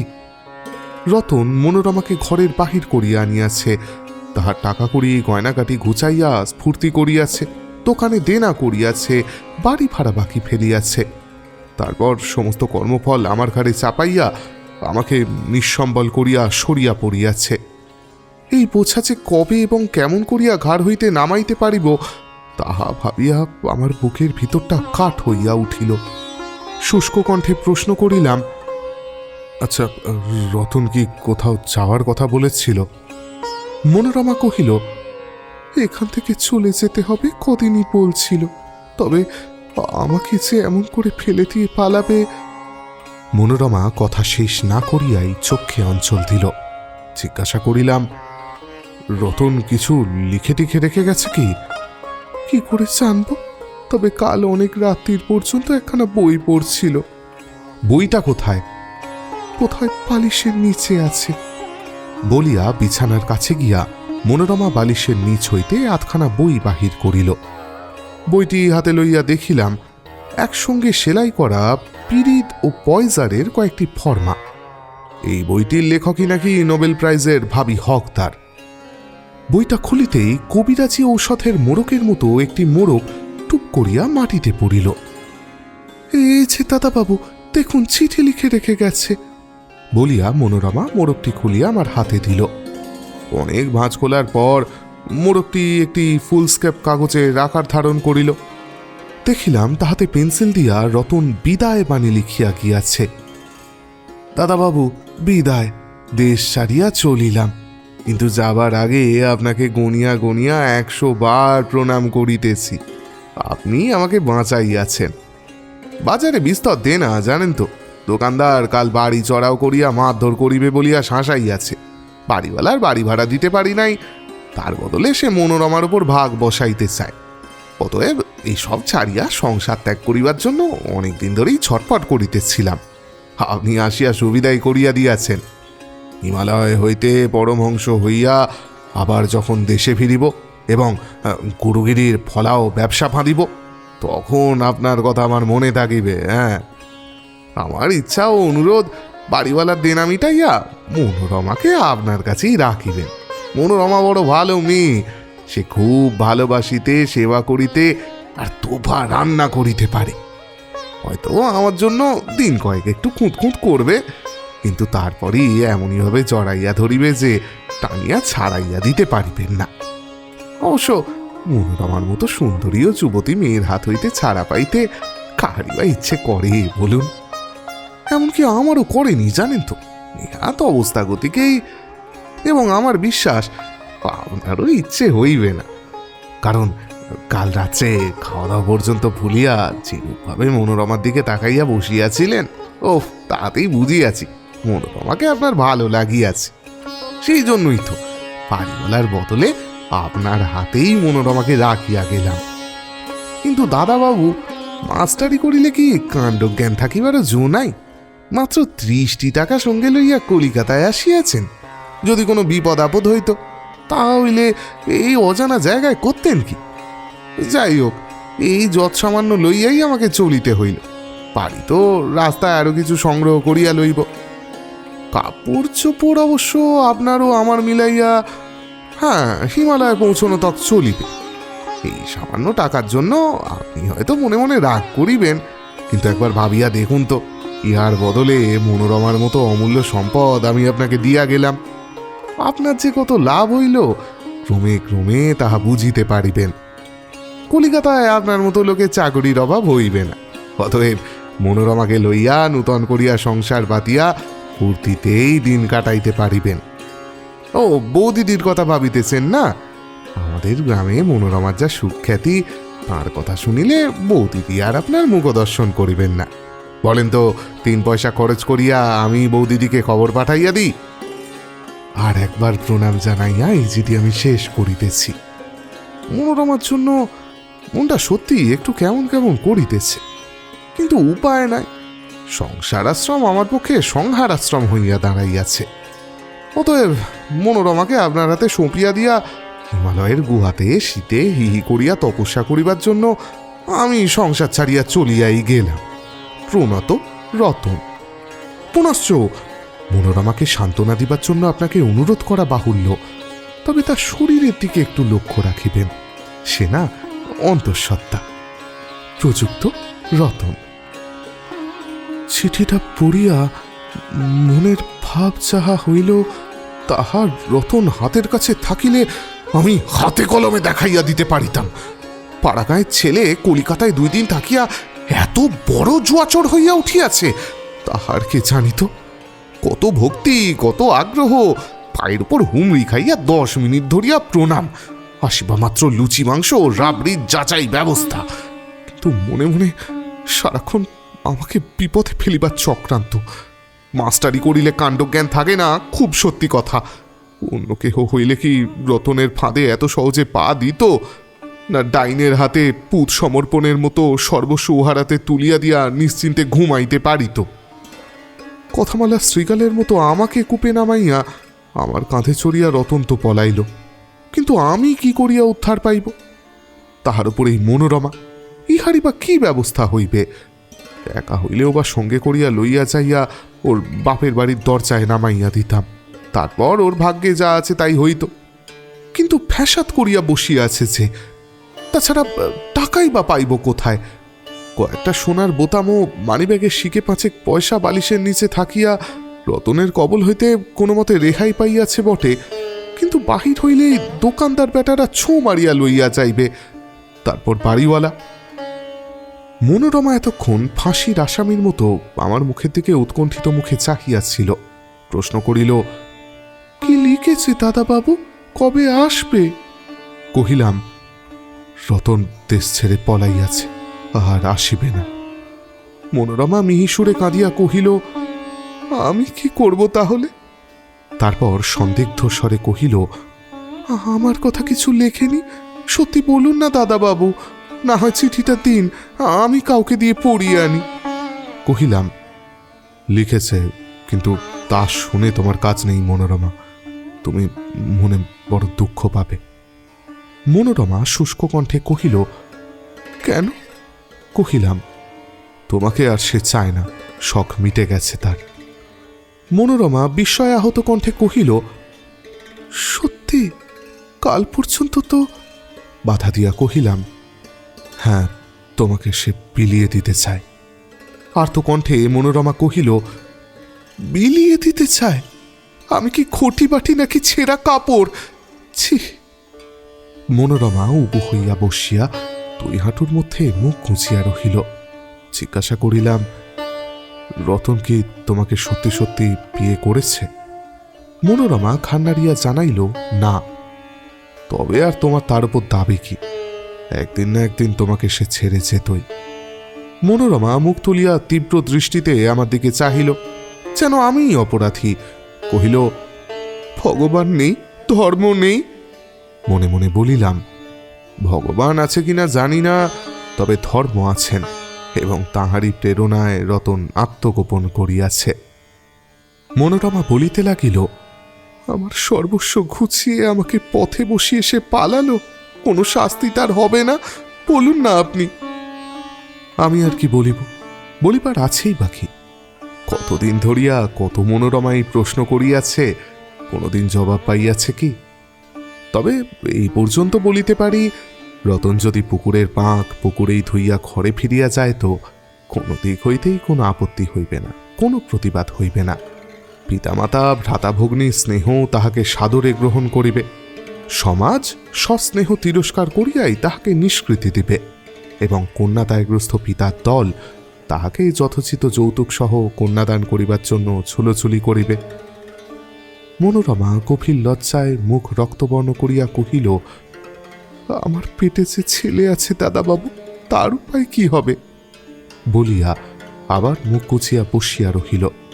মনে মনে বলিলাম, নাবালক অবস্থায় কোনো উপায় আছে কিনা জানি না, তবে সাবালক হইলে হল বেঙ্গল গাঁট কাটা অ্যাসোসিয়েশনের আশ্রয়ের ব্যবস্থা আছে। কিন্তু এমনই করিয়া দাঁড়াইয়া দাঁড়াইয়া মনোরমা দুঃখের ফিরিস্তে শুনিলে তো কাজ হইবে না। উহার জন্য না হোক, আমার নিজের জন্য তো রতনের খোঁজ করা দরকার। এখনো যদি শহরে থাকে, তবে পুলিশে খবর দিলে হয়তো সুরাহা হইতে পারে। অতএব কাল বিলম্ব না করিয়া এখনই যাওয়া উচিত। পা বাড়াইতে উদ্যত হইয়াছি, এমন সময় মনোরমা মুখ তুলিয়া কহিল, দাদাবাবু, ভাগ্যে তুমি এসেছিলে, না হলে আজ আমার কি হতো? রতন লিখিয়াছে, মনোরমা প্রথমে কান্নাকাটি করিবে, তাহার পর জড়াইয়া ধরিবে। অতএব সতর্ক হইয়া কহিলাম, আমি বা কি করতে পারি মনোরমা? তাছাড়া কাজকর্ম ঘর সংসার ফেলে বেশি দিন তো থাকতে পারবো না। মনোরমা ঘাড় নাড়িয়া অবুঝ ছোট মেয়ের মতো কহিল, না দাদাবাবু, কিছুতেই আমি তোমাকে ছাড়ব না, কোনো উপায় তোমাকে করতেই হবে। আরে সেই জন্যই তো যাচ্ছি। মনোরমা উঠিয়া দাঁড়াইয়া বিস্ময় ভরা মুখে কহিল, কোথায় যাচ্ছ তুমি? কোথায় আবার, পুলিশে খবর দেব। ওরে বাবা, না না, পুলিশের কাছে যেতে পারবো না, তার আগে আমি বিষ খেয়ে মরব। বলিয়া দেওয়ালে আঁটা একটা তাকের ওপর কতগুলা শিশির দিকে তাকাইল। বুঝাইয়া কহিলাম, আরে পুলিশ তোমাকে ধরবেও না, মারবেও না, তারা রতনের খোঁজ করবে খালি। মনোরমা ফ্যাল করিয়া কিছুক্ষণ তাকাইয়া থাকিয়া কহিল, ওকে ধরে এনে তো জেলে দেবে, না না, চাই না ওর খোঁজ। রতনের ওপর দরদের মাত্রা দেখিয়া মনে ক্রোধ সঞ্চার হইল। কড়া গলায় কহিলাম, রতনের খোঁজ নাই হোক, কিন্তু তোমার তো একটা ব্যবস্থা করতে হবে, আমি তো চিরদিন তোমাকে আগলাতে পারবো না। মনোরমা নীরবে করুণ নেত্রে আমার দিকে তাকাইয়া রহিল। বাদ প্রতিবাদ পুনরায় শুরু হইবার পূর্বেই ঘরের বাহির হইয়া যাওয়া সমীচীন ভাবিয়া দুই লাফে চৌকাঠের কাছে আসিতেই মনোরমা দৃঢ় কণ্ঠে কহিল, বেশ, যাও, ফিরে এসে কিন্তু চিয়ন্ত দেখতে পাবে না বলে দিলুম। ফিরিয়া আমি মনোরমার দিকে ও তাকে শিশিগুলোর দিকে তাকাইলাম। সেখানে কি আছে কে জানে। মনোরমার মুখে দৃঢ় সংকল্পের ছাপ আমি স্পষ্টই দেখিতে পাইলাম। কিন্তু আমার আবার বুড়া বয়সে হামের মতো এই বয়সে রোম্যান্স ধরল নাকি? নতুবা যাহাকে নিজের স্ত্রী পয়সার লোভে গুন্ডার হাতে সঁপিয়া দিয়াছে, এখন তো দেখিতেছি তরুণীর হাতেও। তাহাকে এই অশ্রুমুখী যুবতী ফিরিবার জন্য সাদাসাদি করিতেছে এবং না ফিরিলে আত্মহত্যা করিবে বলিয়া শাসাইতেছে। অবস্থার নাটকীয়ত্বটাকে চাখিয়া চাখিয়া উপভোগ করিবার জন্য ফিরিবার উপক্রম করিতেছি। এমন সময় একটা মোটা ও কর্কশ কণ্ঠস্বর হাঁক দিল, বাড়ি থেকে আছো? এই রে, দোকানদার মহাপ্রভুর শুভাগমন হইয়াছে নিশ্চয়। আগাইয়া অভ্যর্থনা করিব না পিছাইয়া আত্মগোপন করিব ভাবিতেছি। এমন সময় কণ্ঠস্বরের মালিক নিজেই আগাইয়া আসিয়া উঠানে দাঁড়াইল। মোটা, কালো, বেঁটে, গোঁপদারি বর্জিত চাকার মতো গোল মুখ, মাথার সম্মুখ ভাগে ঢালাও টাক, গলায় 3 কণ্ঠি মোটা মালা, গায়ে হাতকাটা ফতুয়া পেটটি বাহির হইয়া আছে, পায়ে তালতলা চটি, বগলে খেরুয়া বাঁধানো মোটা খাতা। জিজ্ঞাসা করিল, রতন কোথায়? আমি বাহিরে আসিয়া কহিলাম, রতন তো বাড়ি নেই। কথাটা বিশ্বাস করিল না। মুখ টিপিয়া হাসিয়া কহিল, রোজই তো মেয়েলি সুরে শুনেছি বাড়ি নেই, আজ আর শুনবো না, বেরিয়ে আসতে বলুন। মনোরমা বাহিরে আসিল না দেখিয়া তেমশাই আমাকে কহিল, তুমি দাও না বাবু। আমি পরিস্থিতির হাল ধরিবার নিমিত্ত কণ্ঠস্বর যথাসম্ভব নরম করিয়া আনিলাম। দেখুন, রতন সত্যিই বাড়িতে নেই, ও ফিরলে নিজে আপনার দোকানে গিয়ে সমস্ত টাকা শোধ দিয়ে আসবে। রতনের গিন্নির শরীরটাও তো ভালো যাচ্ছে না, জলের মতোই টাকা বেরিয়ে যাচ্ছে আসলে। লোকটা প্রায় থমকাইয়া উঠিল। আরে কিসের দোকান মশাই, আমি প্রাণহরি দে, আমাদের 7 পুরুষ 8 পুরুষ নায়েবের কাজ করে। খাটে নেবে নায়েব বাড়ি জিজ্ঞেস করলে যে কেউ দেখিয়ে দেবে। আমি বড় বাজারে লেমন সাহেবের কাছে চাকরি করেছি, সাহেব দেখা হলেই বলতেন বাবু ইজ ভেরি ইন্টেলিজেন্ট। আর রতনের গিন্নির আবার অসুখ কবে হলো হে? এই তো আমার পরিবার বললেন খালি দুপুরে তার কাছে গিয়ে 2-2টি টাকা চেয়ে এনেছেন, তখন তো তার শরীর বেশ ছিল। বুঝিতে পারিলাম নির্বাণ যাত্রার পূর্বে রতন আমাকে যে পিণ্ডি গিলাইয়া গেছে তাহার টাকাটুকু ইহার থেকেই ধার করা। দেমশাই বলিলেন, আজ অবধি এ ঘরে 7 মাসের ভাড়া বাকি। আমি ভদ্রলোকের ছেলে, সেদিনও কচি বউটাকে রাস্তায় ফেলে দিতে পারিনি, আজও পারবো না। তবে তার স্বামী যখন অগস্ত্য যাত্রায় গেছে, এই বিষয়ে কথাবার্তা তো তাকেই কইতে হবে। যাও ডাকো তাকে, গৃহস্থকে হাতে ধরে একটু চল বাতাস অন্তত দিক। আমি কি বলিতে যাইতেছিলাম, উঠোন বাহিয়া একটি শিরিঙ্গি মতো জীব দে মহাশয়ের পাশে আসিয়া দাঁড়াইল। পরনে ময়লা ধুতি, বগল ছেঁড়া ফতুয়া, গলায় গামছা, হাতে কোনই অবধি আটার থাক।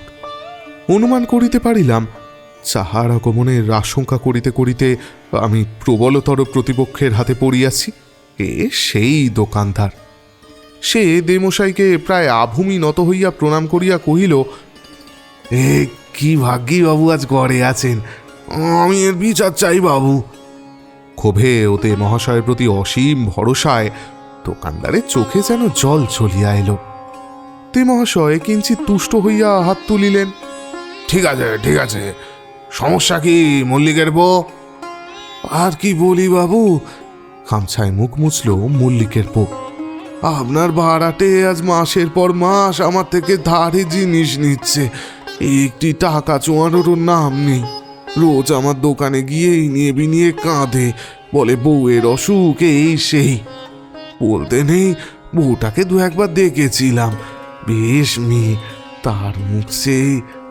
এদিকে আজ ঘরে আমার গিন্নি টাকা চাইতে দিতে পারলুম না, সে কুন্তি হাতে নিয়ে বললে ওরার মুখও আজ তোর একদিন কি আমার একদিন। আপনি ও টাকা আমায় বুঝিয়ে দিতে বলুন বাবু, আমার শ্বশুরের এখন তখন অবস্থা, ও টাকা না পেলে গিন্নি আমার মুখ দেখবে না। চালিয়ে খেলে। তে মহাশয় অপূর্ব একটি মুখভঙ্গিমা করিলেন। তা এত কথা দাঁড়িয়ে দাঁড়িয়ে হয়? কেউ তো একখানি মাদুর অব্দি পেতে দিয়ে গেল না। কথাগুলো বেশ উচ্চ স্বরেই বলিলেন দেমশাই। মনোরমা বাহিরে আসিল না দেখিয়া দেমশাই আমাকে কহিল, তুমি দাও না বাপু, দাঁড়িয়ে থাকবো কতক্ষণ? দোকানদার মাদুর পাতিয়া দিতেই দে মহাশয় বসিয়া পড়িয়া দোকানদারকে কহিল, হ্যাঁ কত টাকা তুমি পাবে বলো দেখি। দোকানদার হাত জোর করিয়া নিবেদন করিল, আগে প্রায় 25 টাকা। আমার দিকে মুখ ফিরাইয়া দেমশাই কহিল, কে বাবু দিতে পারবে এত টাকা? আমি কহিলাম, আমার কাছে তো একটি পয়সাও নেই, আরে সব রতন নিয়ে পালিয়েছে। তাই নাকি? বলিয়া দেমশাই হাহা করিয়া হাসিয়া উঠিল। তারপর হাসির শব্দ উচ্চগ্রাম হইতে নিম্নগ্রামে নামাইয়া কোটা কয়েক গিরগিরি মারিয়া কহিল, রতনেরও বুদ্ধিশুদ্ধি আছে তাহলে, হ্যাঁ? তারপর আমাকে জিজ্ঞাসা করিল, তা রতন তোমার কে হয়? এই লোকটার অভদ্র উদ্ধত আচরণ মনের গায়ে যেন খোঁচা মারিতেছিল। ক্রুদ্ধস্বরে কহিলাম, কে আবার হয়? কেউ না। লোকটা পিতৃপের ভঙ্গিতে কহিল, কেউ না? কেউ না তো এখানে মরতে এসেছো কেন? হ্যাঁ, খসে বড়। উত্তর দিলাম, বেশ আমি চলে যাচ্ছি। বলিয়া যে ঘরে কাল রাত্রে শুইয়াছিলাম সেই ঘরের দিকে চলিতে উদ্যত হইতেই দোকানদার ত্রস্ত হইয়া কহিল, না না দেমশাই, আমার টাকাটার আগে ব্যবস্থা করুন। দেমশাই কড়া গলায় কহিল, তোমার টাকার আমি ব্যবস্থা করব, ও চলে যাক আগে। এমন সময় মনোরমা শয়নকক্ষের দরজায় আসিয়া দাঁড়াইয়া আর্তকণ্ঠেই কহিল, দাদাবাবু তুমি চেয়েও না। মাকড়সার মতো মনোরমার থেকে ট্যাপ ট্যাপ করিয়া তাকাইয়া দেমশাই বলিলেন, গেলেই বা তোমার আবার ভয় কি? আমার বাড়িতে থাকবে তুমি, তোমার সব দেনা এই আমি নিজে শোধ করে দেব। আমি শটান ঘরে ঢুকিয়া জামা পরিতে উদ্যত হইলাম। মনোরমা আমার ঘরে ঢুকিয়া আমার অত্যন্ত কাছে দাঁড়াইয়া ক্রন্দনজড়িত স্বরে কহিল, কোথায় যাচ্ছ তুমি? তারপর একেবারে পায়ের কাছে বসিয়া পায়ে হাত দিয়া কহিল, সেও না দাদাবাবু, তুমি গেলে আমি ঠিক মরব, তুমি দেখো। এমন সময় একটি মেয়েলি স্বর বাহির হইতে উঠান পর্যন্ত ক্রমবর্ধমান পর্দায় কহিল, কি হয়েছে গা?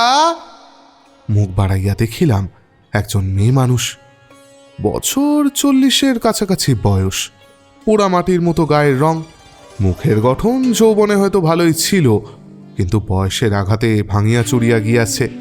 মাথায় সিঁথির কাছে টাক পড়িয়াছে, নাকে প্রকাণ্ড নথ ও প্রত্যেক কানে ডজনখানেক বড় বড় মাকড়ি, পরিধানে নহাতি লালপাড়ি শাড়ি। দেখিয়া মনে হইতেছে যে নেহাত দর্শক বৃন্দের লজ্জা নিবারণের জন্যই অঙ্গাবরণ ধারণ করিয়াছেন, নচেত তাহার নিজের ওসবের বালাই নাই। আমাকে দেখিতে পাইয়া অগ্রসর হইয়া দরজার কাছে দাঁড়াইতেই দেখিলাম কালো ঠোঁটের ওপর সুস্পষ্ট গোঁফের রেখা। মেয়ে মানুষটা আমার দিকে কতক্ষণ প্যাট প্যাট করিয়া তাকাইয়া থাকিয়া মনোরমাকে জিজ্ঞাসা করিল, কি হয়েছে গা বউ? মনোরমা আমার দিক হইতে স্ত্রীলোকটির দিকে ফিরিয়া বসিয়া টুকরিয়া কাঁদিয়া উঠিয়া কহিল, ও কোথায় চলে গেছে দিদি? গালে হাত দিয়া দিদি কহিল, সে কি রতন পালিয়েছে? ও তাই বুঝি আমাদের মিনসে এখানে আসর জমাতে এসেছে? মজাটা দেখাচ্ছি একবার। বলিয়া বাহিরে গিয়া হাঁক দিয়া দে মহাশয়কে কহিল, এই মিনসে এখানে কি হচ্ছে? দে মহাশয় তেমনই ভাবে জবাব দিল, কি আবার হবে, রত্নার পাওনাদার টাকার জন্য এসেছে, তার ব্যবস্থা করতে হবে না? স্ত্রীলোকটি দে মহাশয়ের জীবন সঙ্গিনী নিশ্চয়, নচেত এমন মধুর সম্ভাষণ পৃথিবীতে আর কোনো স্ত্রীলোকের কাছে পাওয়া সম্ভব নয়। দেগিন্নি মুখ ভেঙাইয়া কহিল, পাওনাদার ওর বাইকি না, তাই তার জন্য মাথা টন টন করছে, যাও এখান থেকে। দে মহাশয় দোকানদারের দিকে তাকাইয়া কহিল, তোমার টাকা তাহলে কিন্তু আমি কিছু জানি না মল্লিকের পো, আমি বলেই দিলুম। মল্লিক পো জবাব দিতে না দিতেই দেগিন্নি জবাব দিল, মল্লিকের পোকে কিছু বলতে হবে না, তুমি যাও এখন, বলিয়া দরজার দিকে হাত বাড়াইল। সার্কাসে খেলোয়াড়ের চাবুকের ইঙ্গিতে হিংস্র জানোয়ারের মতো দে মহাশয় সুরসুর করিয়া ঘর হইতে বাহির হইয়া গেল। মল্লিকের পো মুখখানি মলিন করিয়া দে গিন্নিকে কহিল, গিন্নিমা আমার তাহলে কি ব্যবস্থা হবে? তাহাকে ধমকাইয়া দে গিন্নি কহিল, তোমার ব্যবস্থা হচ্ছে বাপু, তুমি বসো। বলিয়া ঘরে আসিতেই মনোরমা কান্না সুরে কহিল, আমার কি হবে দিদি? কি আর হবে, দুদিন সবুর কর, রত্না আসে ভালোই, না হলে।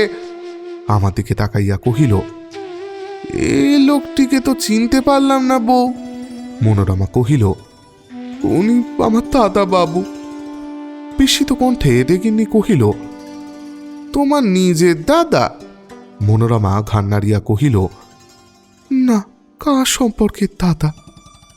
ও তাই? বলিয়া দেগিন্নি যে কি সিদ্ধান্ত করিল তা সেই জানে। তারপর আমাকে কহিল, বাপু, মনোরমার যখন তুমি আপনারই লোক, তোমারই তো তার ব্যবস্থা করা উচিত। আমি জবাব দিলাম, আমি কি করব, আমার টাকা কড়ি যা ছিল রতন নিয়ে পালিয়েছে। তাই নাকি? তার কিছু নেই সঙ্গে? তারপর আমার সোনার বোতামগুলোর দিকে আঙুল বাড়াইয়া কহিল, ওই যে সোনার বোতাম রয়েছে তো, দাও দেখি ওগুলো। আমি একটু ইতস্তত করিতেছিলাম, কারণ এই সোনার বোতামগুলি আমার শেষ সম্বল। বাসনা ছিল ওইগুলি বিক্রয় করিয়া কিছু কাপড় জামা ও বাড়ি ফিরবার খরচ সংগ্রহ করিব। কিন্তু দেখিনি একেবারে সাংঘাতিকভাবে কাছে আসিয়া দাঁড়াইয়া কহিল, দাও বাপু দাও, চোখের সামনেই বিপদ দেখে যে কি করে সোনার বোতাম পরে ফোতামি করছো তাই দেখে আমি আশ্চর্য হচ্ছি। দেগিন্নির ভাব দেখিয়া মনে হইল নিজে না খুলিয়া দিলে সেই জোর করিয়া খুলিয়া লইবে। বোতামগুলি জামা হইতে খুলিবা মাত্র দেগিন্নি চোমারিয়া কাড়িয়া লইল। তারপর বাহিরে গিয়া দোকানদারকে বলিল, এসো আমার সঙ্গে, তোমার টাকা আমি মিটিয়ে দিচ্ছি। বলিয়া দুইজনেই বাহির হইয়া গেল।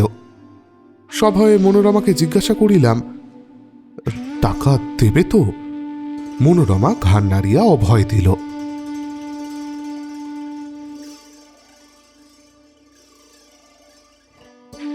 দেনা শোধ হয়েও যদি কিছু বাঁচে তা বোধ হয় আর ফেরত দেবে না, তাই না? মনোরমার জবাব মিলিল না। শখেদে দীর্ঘ নিঃশ্বাস ফেলিয়া বলিলাম, হ্যাঁ, যাক, ভালোই হলো, তোমার দেনা তো শোধ হলো। এরপর বোধ হয় আমার যাওয়াতে তোমার আর কোনো আপত্তি থাকবে না, তাই না মনোরমা? মনোরমা উদাস দৃষ্টি মুহূর্তের জন্য আমার উপর রাখিয়া অন্যদিকে মুখ ফেরাইল। আবার জিজ্ঞাসা করিলাম, কি বলো, যাব? মনোরমা শুষ্ক কণ্ঠে কহিল, যান। তাও ভালো।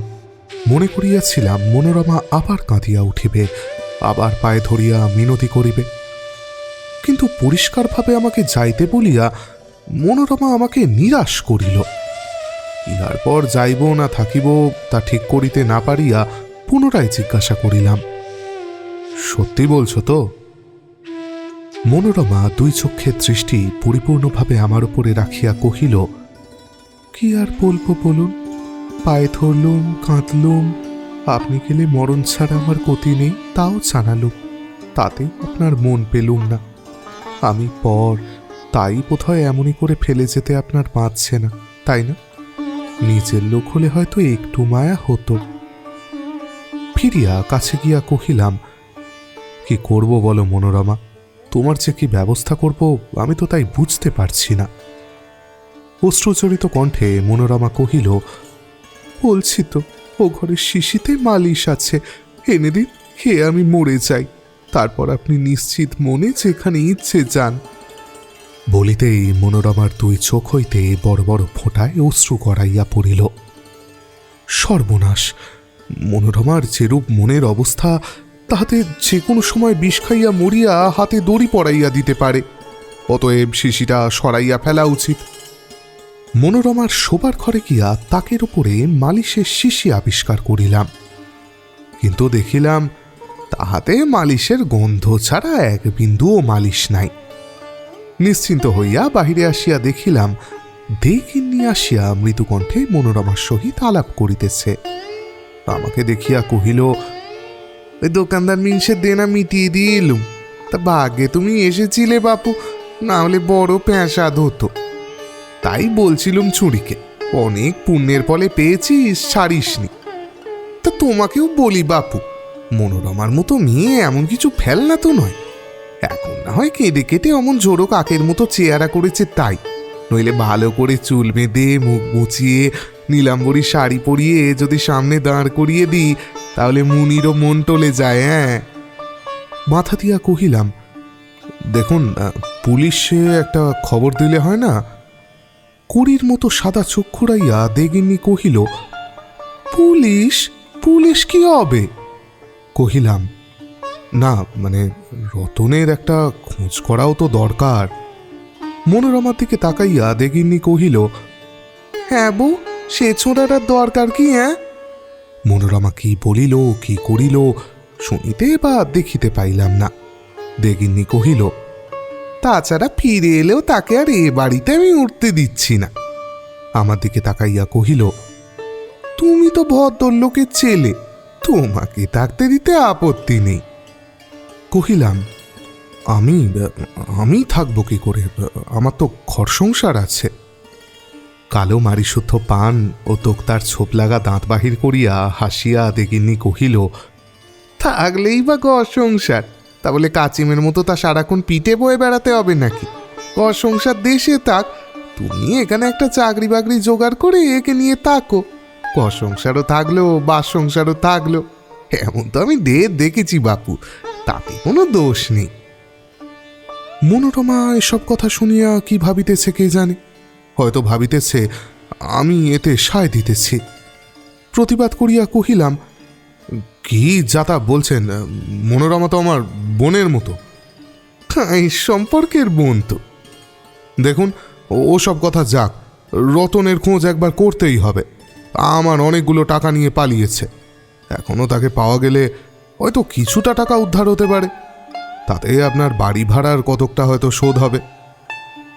যুক্তিটা এবার দেগিনীর মনে লাগিল। কহিল, ও তাই নাকি? তাহলে এক্ষুনি আমি পুলিশে খবর দেওয়ার ব্যবস্থা করছি। কিন্তু রতনকে পাওয়া না গেলে তোমাকে কিন্তু বাপু সব ভার নিতে হবে, আমি বলে দিলুম। আমি কি করতে পারবো? সে তুমি জানো, পছন্দ হয় এখানে থাকবে, না হয় সঙ্গে করে দেশে নিয়ে যাবে।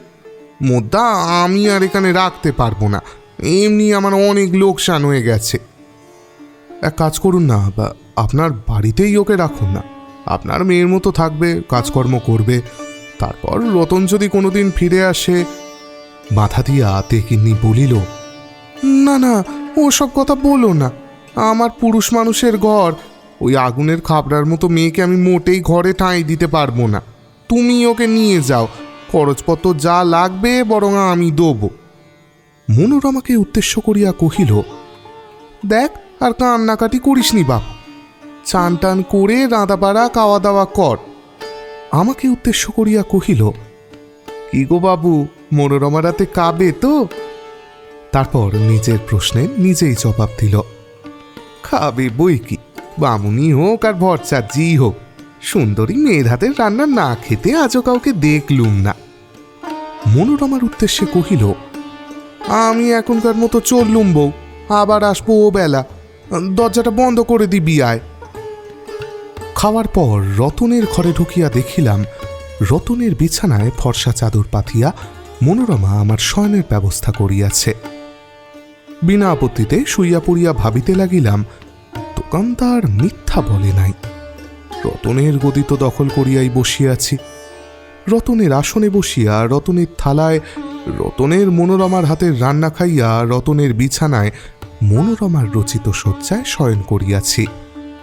ইহার পর খাওয়া দাওয়া সারিয়া, পান ও দোক্তার রসে ওষ্ঠাধর লাল টুকটুকে করিয়া, এক পিঠ কালো চুলের ওপর স্বল্প অবগুণ্ঠন টানিয়া মনোরমা যদি আমার পা টিপিতে বা মাথায় হাত বুলাইতে অথবা বক্ষের অতি সন্নিকটে বসিয়া সংসার খরচের ফিরিস্তি দিতে বসে, আমি আশ্চর্য হইব না।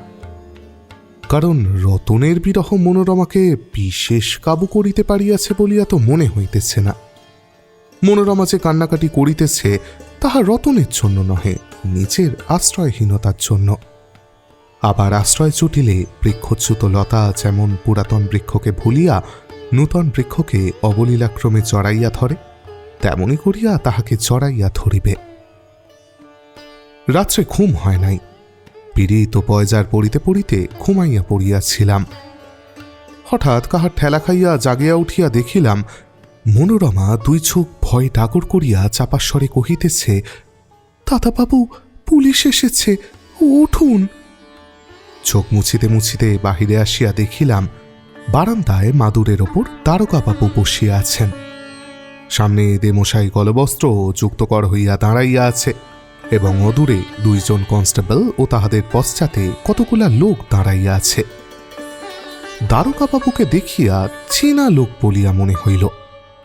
কোথায় কখন তাহাকে দেখিয়াছি স্মরণ করিবার চেষ্টা করিতে লাগিলাম। ইতিমধ্যে দারোগাবাবু দয়া করিয়া নিজেই চিনিয়া কহিলেন, আপনি এখানে থাকেন নাকি? আমাকে চিনতে পারছেন না?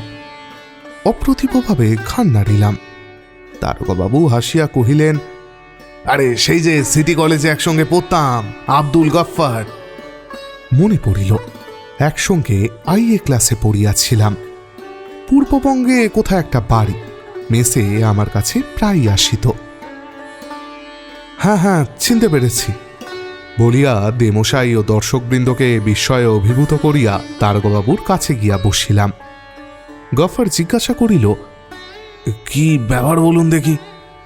সমস্ত বুঝাইয়া বলিতেই গফর কহিল, ওই মেয়েটি তবে রতনের। জবাব দিলাম, হ্যাঁ। ওকে একবার ডাকুন তো, গোটা কয়েক কথা জিজ্ঞেস করার আছে। মনোরমাকে ডাকিয়া আনিলাম, কিন্তু গফর মনোরমাকে প্রশ্ন করিবে কি? হ্যাংলা কুকুর খাবারের ঠোঁয়ার দিকে যেমন করিয়া তাকাইয়া থাকে, তেমনি ভাবে মনোরমার দিকে তাকাইয়া থাকিয়া ধ্যানস্থ হইয়া গেল। ঠেলা দিয়া কহিলাম, কি জিজ্ঞেস করবেন বলছিলেন যে? সম্বিত লাভ করিয়া গফর অপ্রতিভ কণ্ঠে কহিল, এই যে। তদন্ত শেষ করিয়া গফর বলিল, আসুন না, বাড়িতে বসে থেকে আর কি করবেন? মৃদুকণ্ঠে কহিলাম, যেতে পারলেই তো বাঁচি ভাই, কিন্তু ওকে একলা রেখে যাই কেমন করে? মনোরমা যে আমাকে চোখের আড়াল করিতে চাহিবে না, সে কথাটা চাপিয়া গেলাম। মুচকি হাসিয়া গফর কহিল, আচ্ছা, কাজ জুটিয়েছেন, কিন্তু কতদিন আর পাহারা দেবেন ওকে? যতদিন না রতন ফেরে। সে কি আর ফিরবে ভেবেছেন নাকি? তার উপর যখন আবার চুরি করে পালিয়েছে। নিজে থেকে ফিরবে না বুঝতে পারছি, কিন্তু আপনারা খুঁজে বের করতে পারবেন না? পারবো না এ কথা কি আমরা কখনো বলি? তবে আপনি তো বন্ধু লোক, আপনাকে ঠকানোটা ভালো দেখায় না। কথাটা কি জানেন, কলকাতা শহরে যদি কেউ গা ঢাকা দিতে চায়, তো পুলিশের পিতৃপুরুষেরও সাধ্য নেই যে তাকে খুঁজে বের করে। ডাক্তার রোগ অসাধ্য বললে আর উপায় কি? না, এখনই অবশ্য হাল ছাড়তে বলছি না, দেখি চেষ্টা করে আমরা। আচ্ছা, আজ আসি, আপনি বসে বসে পাহারা দিন, হ্যাঁ? আবার দেখা হবে। দ্বারকা চাইতেই মনোরমা জিজ্ঞাসা করিল, তারকাবাবু কি বললেন? বললেন রতনকে খুঁজে বের করবেন। মনোরমা বিষণ্ণ কণ্ঠে কহিল, খুঁজে আনলে আমার কি হবে? ওকে তো আবার চুরির দায়ে ধরে নিয়ে গিয়ে জেলে দেবে। তোমার চিন্তা নেই, দারোগা আমার বন্ধু লোক, বললেই রতনকে ছেড়ে দেবে। রাত্রে আহার সারিয়া মনোরমাকে কহিলাম, আমার তাহলে ও ঘরেই বিছানাটা করে দাও নাকি? বলিয়া যে ঘরে কাল রাত্রে শুইয়াছিলাম সেই ঘরের দিকে অঙ্গুলি নির্দেশ করিলাম। মনোরমা দৃঢ় কণ্ঠে কহিল, না, আমার শোবার ঘরে বিছানা করে দিয়েছি। বিস্মিত কণ্ঠে কহিলাম, তাহলে তুমি শোবে কোথায়? অবলীলাক্রমে মনোরমা কহিল, ওই ঘরে। সভয়ে কহিলাম, তুমি কি পাগল হয়েছ নাকি মনোরমা? মনোরমা মুচকি হাসিয়া জবাব দিল, পাগল হইনি বলেই তো ওই ব্যবস্থা করেছি। কাল রাত্রে একজন ফাঁকি দিয়ে পালিয়েছে, আজ যদি আপনি পালিয়ে যান। না না, আমি তোমাকে কথা দিচ্ছি, তোমার একটা কিছু ব্যবস্থা না করে আমি যাব না। না দাদাবাবু, কারোর উপর আমার আর বিশ্বাস নেই। যাকে বিশ্বাস করে বাপ মায়ের আশ্রয় ছেড়েছিলাম, সেই ছেড়ে যেতে পারলেও আর আপনি পারবেন না। দৃঢ় কণ্ঠে কহিল, চান আপনি ওই ঘরেই শোনগে। আমার শোবার কথা ভাবছেন? আমি শোবো না, সারা রাত্রি জেগে বসে আপনাকে পাহারা দেব। এমনই করিয়া 2 দিন কাটিয়া গেল। ইহার মধ্যে একদিন মনোরমাকে জিজ্ঞাসা করিলাম, আচ্ছা মনোরমা, যদি রতনকে ধরো না পাওয়া যায়, তাহলে তুমি কি করবে ভাবছ? কোনো যন্ত্রের একটা স্ক্রু খুলিয়া পড়িয়া গেলে লোকে যেমন আরেকটি নূতন স্ক্রু বসাইয়া আবার যন্ত্রটিকে ব্যবহারযোগ্য করিয়া লয়, পুরাতনটার জন্য দুঃখবোধ করে না, নূতনটার ওপরেও বিশেষ মনোযোগ দেয় না, মনোরমাও তেমনি রতনের জায়গায় আমাকে বসাইয়া লইয়া সংসার যন্ত্র আবার সহজভাবে চালনা করিতে আরম্ভ করিয়াছে। আমি যে তাহার জীবনে একজন আগন্তুক, এ কথাটাকে সে আমল দিতেছে না। কাজেই আমার প্রশ্নের উত্তরে অনেকদিন একসঙ্গে ঘর সংসার করিতে করিতে গৃহস্থালী সংক্রান্ত কোনো প্রশ্নের উত্তরে মেয়েরা স্বামীকে যেমনভাবে জবাব দেয়, মনোরমাও তেমনইভাবে কহিল, তুমি যা বলবে। কলকাতায় শুনেছি মেয়েদের অনেক আশ্রম আছে, সেখানে যেতে ইচ্ছে করে। মনোরমা নতমুখেই কাজ করিতে করিতে জবাব দেয়, আশ্রম টাশ্রমে আমি যেতে পারবো না। তারপর মুখ তুলিয়া চাহিয়া কহিল, আচ্ছা, কারা থাকে সেখানে? আরও অনেক মেয়ে থাকে, কত রকমের কাজ শিখবে সেখানে, লেখাপড়া শিখবে, ভবিষ্যতে নিজে রোজগার করতে পারবে। মনোরমা কি বুঝিল কে জানে, ঘাড় নাড়িয়া কহিল, না না, আমি আর কোথাও যেতে চাইনি। আর এক সময় জিজ্ঞাসা করিলাম, মনোরমা, আশ্রমে না হয় নাই গেলে, কিন্তু কোনো ভদ্রলোক যদি তোমাকে আশ্রয় দেয়, তোমাকে আবার আদর যত্ন করে রাখে আর কি, তাতে তোমার আপত্তি নেই তো? মনোরমা প্রশ্নের জবাব না দিয়া জিজ্ঞাসা করিল, কি ভদ্রলোক, আপনি নিজে বুঝি? তাড়াতাড়ি কহিলাম, না না, আমি নয়, এমনি বলছি। চাপা হাসিয়া দুই ভ্রু কুঁচকাইয়া মনোরমা কহিল, এমনি, আমি কিছু বুঝি না। না। দিন চার পরে একদিন সকালে বাহিরের দরজায় হাঁকাহাঁকি শুনিয়া বাহিরে আসিয়া দেখিলাম একজন কনস্টেবল দাঁড়াইয়া আছে। আমাকে দেখিতেই লোকটা বিশুদ্ধ বঙ্গভাষায় কহিল, বাবু, যে নানা লোককে লিয়ে তোমাকে আবি দেখা করতে বলিয়াছে।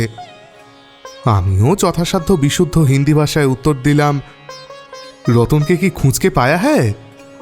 কনস্টেবল প্রবলভাবে ঘাড় নাড়িয়া কহিল, হ্যাঁ, জরুর। মনোরমাকে লইয়া থানায় হাজির হইলাম। গফর তাহার অফিসে বসিয়া কি লিখিতেছিল। আমাকে দেখিয়া কহিল, ও এসেছেন, বসুন বসুন, বলিয়া চেয়ার দেখাইয়া দিল। কনস্টেবলকে কহিল, ওই ঘরে ওকে বসাওগে, বলিয়া আবার লিখিতে লাগিল। কিছুক্ষণ বসিয়া থাকিয়া প্রশ্ন করিলাম, রতনকে কি পাওয়া গেছে? গফর লিখিতে লিখিতেই কহিল, বলছি বলছি, দাঁড়াও। জরুরি লেখাপড়া শেষ করিয়া গফর কাগজপত্র সরাইয়া রাখিয়া চেয়ার খুঁড়াইয়া মুখোমুখি হইয়া বসিয়া কহিল, না, রতনকে পাওয়া যায়নি। বিস্মিত কণ্ঠে কহিলাম, পাওয়া যায়নি? তাহলে এখানে আমাদেরকে এভাবে? বাধা দিয়া গফর কহিল, না, পাওয়া যায়নি, অনেক খোঁজ করা হয়েছে, কলকাতাতে সে নেই। হতাশ কণ্ঠে কহিলাম, তাহলে আমাদেরকে ডেকে আনবার কারণ কি? গফর বলিল, বলছি। তারপর একটু ইতস্তত করিয়া কহিল, তা মেয়েটির কি ব্যবস্থা করবেন ঠিক করলেন? চিন্তিত মুখে কহিলাম, কি যে করব কিছুই তো স্থির করতে পারছি না। কোনো আশ্রমে পাঠিয়ে দিলে হয় না? মেয়েটি আশ্রমে যেতে চায় কি জিজ্ঞেস করে দেখেছেন আপনি? হ্যাঁ, জিজ্ঞেস করেছি, যেতে চায় না। তবুও জোর করে পাঠিয়ে দেবেন?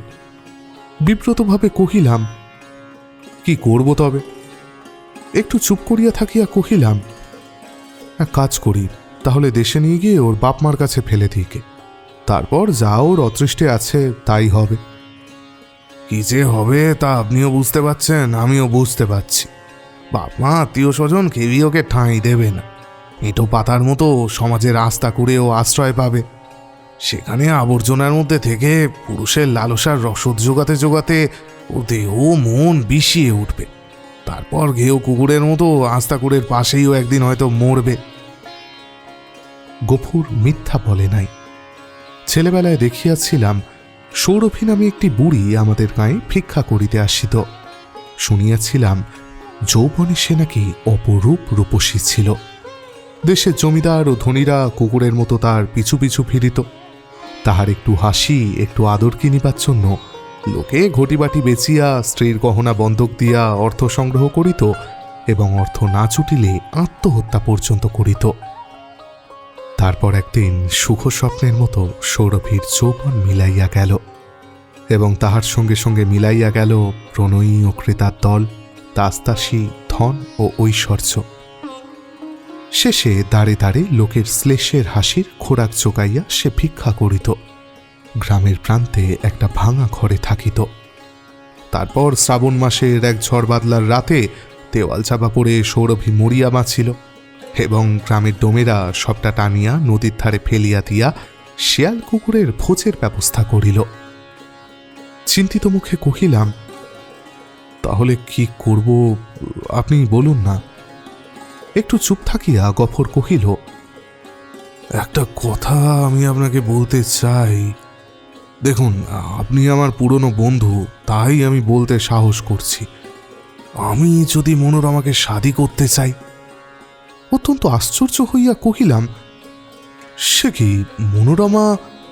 গফর কহিল, হ্যাঁ হ্যাঁ, হিন্দু তা আমি জানি, কিন্তু সমাজের আশ্রয় হারিয়ে শুধু ধর্ম নিয়ে কি ও চলবে? প্রশ্নের জবাব না দিয়া কহিলাম, কিন্তু মনোরমার দৈহিক অবস্থা খুলিয়া বলিলাম। গফর কহিল, এই জন্যই আরো জোর করে আমি আমার প্রস্তাব করছি। নীরব রহিলাম। গফর বলিতে লাগিল, ওর এখন সব থেকে বেশি দরকার নিজের আর ছেলের জন্য সমাজে আশ্রয় ও মর্যাদা। এই দুইও আমার কাছে পাবে, কিন্তু বাধা দিয়া কহিলাম, আপনার তো স্ত্রী আছেন। হ্যাঁ আছেন, কিন্তু তাঁর বিন্দুমাত্র আপত্তি হবেন। একাধিক বিবাহ আমাদের ধর্মশাস্ত্রে আছে। বাংলাদেশে মুসলমান সমাজের পুরুষদের ধর্মনিষ্ঠা থাকায় আমরা হিন্দুরা তো সন্ত্রস্ত হইয়া উঠিয়াছি, কিন্তু মুসলমান মেয়েদের ধর্মনিষ্ঠার কথা শুনিয়া মুগ্ধ হইলাম। আমাদের শাস্ত্রেও ব্যবস্থার অভাব নাই, কিন্তু আমাদের স্ত্রীগুলি শাস্ত্রবাক্য পালন করিবার নাম করিলেই শস্ত্রপাণি হইয়া উঠে। কহিলাম, বেশ, কিন্তু তাঁর আপত্তি না হোক, আরেকজনের আপত্তি হবে। সন্দিগ্ধ স্বরে গফর কহিল, কার? আপনার নাকি? না না, আমার কেন হবে? আমার নয়, দে মশাই।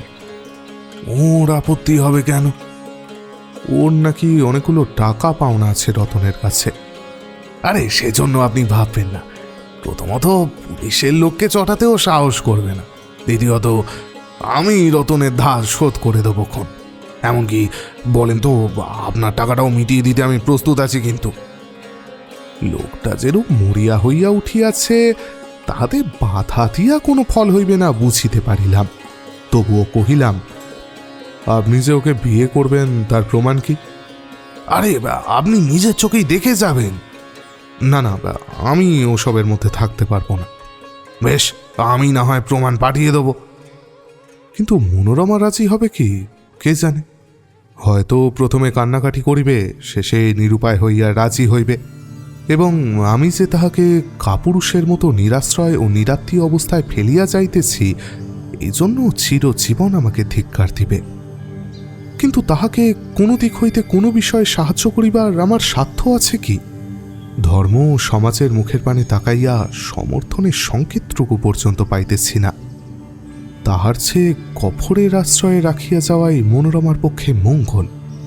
এখানে মনোরমা মর্যাদা পাইবে, হয়তো স্নেহ ভালোবাসা পাইবে, এবং যে আশা তাহাকে সমাজ ও সংসার হইতে টানিয়া বাহিরে আনিয়াছে, তাহাও একদিন হয়তো সার্থক হইয়া উঠিবে। কহিলাম, আমাকে তাহলে কি করতে হবে? গফর কহিল, কি আর করবেন, বাড়ি চলে যান, আমি টাকা দিচ্ছি। না না, দান আমি চাইনি, ধার হিসেবে কিছু দিন, আমি বাড়ি গিয়ে পাঠিয়ে দেব। দেশে ফিরিয়া আসিলাম। চাকুরি হয় নাই। সাবিত্রী কবচটি আসিবার সময় গঙ্গাগর্ভে বিসর্জন দিয়ে আসিয়াছি। বলাই বাহুল্য, রতন ও মনোরমা সংক্রান্ত কোনো কথা আমি স্ত্রীকে জানাইনি। সুটকেস ও টাকার অন্তর্ধানের কারণ নির্দেশ করিয়া কহিলাম, যাবার সময় ট্রেনে ঘুমিয়ে পড়েছিলাম, চোরে চুরি করেছে। ঘুমিয়ে ঘুমিয়ে এতগুলো টাকা চোরের হাতে তুলে দিলে? এমন ঘুমের মুখে আগুনও লাগে না? তারপর আমার মতো কাণ্ডজ্ঞানহীন অপদার্থের হাতে সারা জীবন জ্বলিয়া পুড়িয়া মরিতে সমর্পণ করার জন্য পরলোকগত পিতামাতার উদ্দেশ্যে কালীবর্ষণ করিতে লাগিলেন। দিন 10 পরে হিন্দু পত্রিকায় জনৈকা হিন্দু নারীর ধর্মত্যাগ প্রসঙ্গে একটি সংবাদ বাহির হইল। মনোরমা নামে একটি হিন্দু বিধবা মুসলমান ধর্মগ্রহণ করিয়াছে। তাহার নূতন নাম মেহেরুন্নিসা বিবি। একজন সম্ভ্রান্ত মুসলমান যুবক তাহাকে বিবাহ করিয়াছে। অতঃপর সম্পাদক ক্ষয়িষ্ণু হিন্দু সমাজের জন্য যথারীতি মনস্তাব করিয়াছেন, এবং বিধবা বিবাহ আন্দোলন আরও সবেগে চালাইবার জন্য সমাজের নেতৃবর্গকে অনুরোধ করিয়াছেন। তারপর দিন একখণ্ড মুসলমান পাইলাম, বোধহয় গফর পাঠাইয়া দিয়াছে। তাহাতে মনোরমা সম্বন্ধে নাতি বিস্তৃত বিবরণ, তাহার ধর্মত্যাগ ও বিবাহের সংবাদ, আব্দুল গফর সাহেবের সমাজ ও ধর্মপ্রীতির প্রচুর প্রশংসা, এবং মুসলমান যুবকবৃন্দকে গফর সাহেবের পদাঙ্ক অনুসরণ করিতে অনুরোধ বাহির হইয়াছে। মনোরমা মেহেরুন্নিসা বনিলেও কোনোদিন তাহাকে মন হইতে মুছিয়া ফেলিতে পারিব কিনা কে জানে।